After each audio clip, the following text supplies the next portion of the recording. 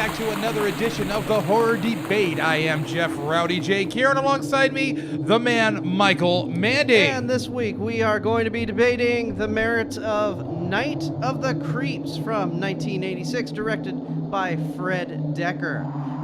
This movie, actually, in the last couple of years, finally got released on DVD. This movie has a lot of fans. Why? Why does this movie have a lot of fans?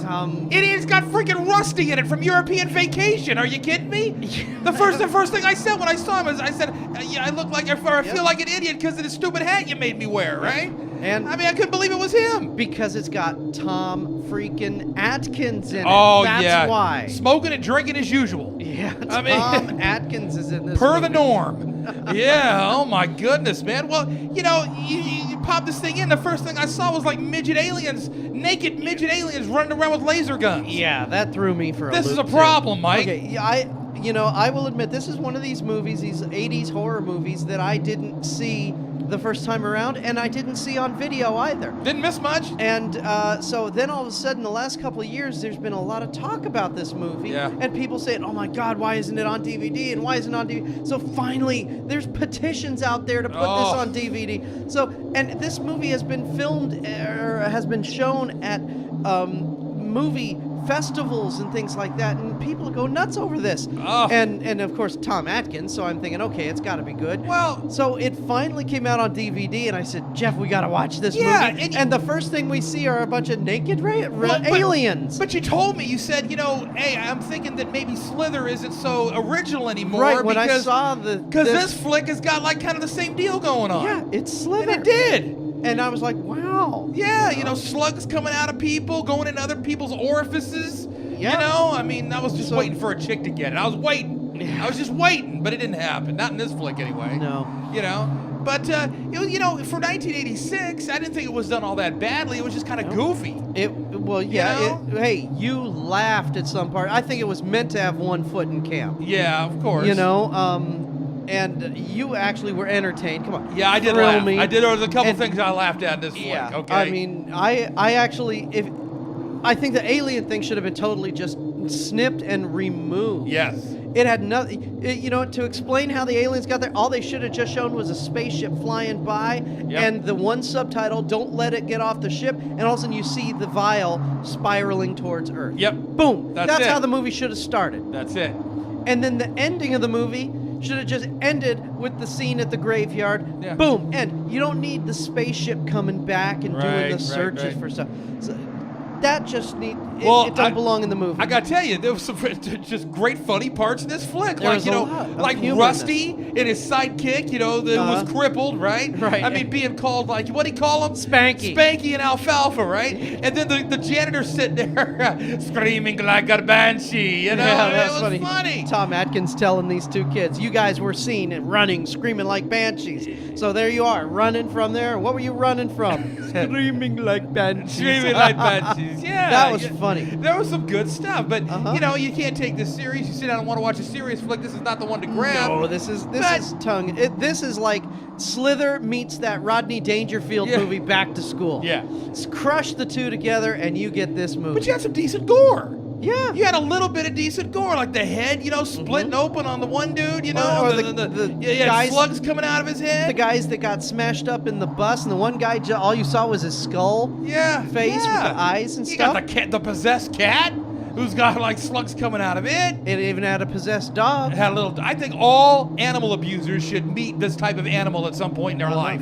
The cat even had the worm coming out of its eye hole, too. You know what I mean? It's like, yeah, exactly.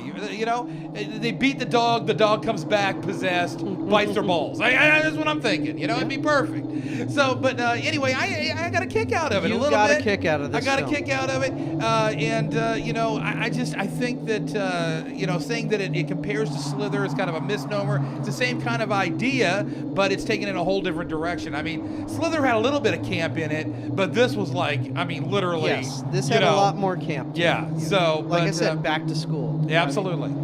But we enjoyed it. Fun. It was kind of fun.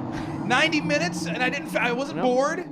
Things were popping. No, and the one guy looked like Wheels. The coroner. The coroner. He looked like Wheels, the guy that opens for dice. Yep. I mean, oh man, I said that's Wheels.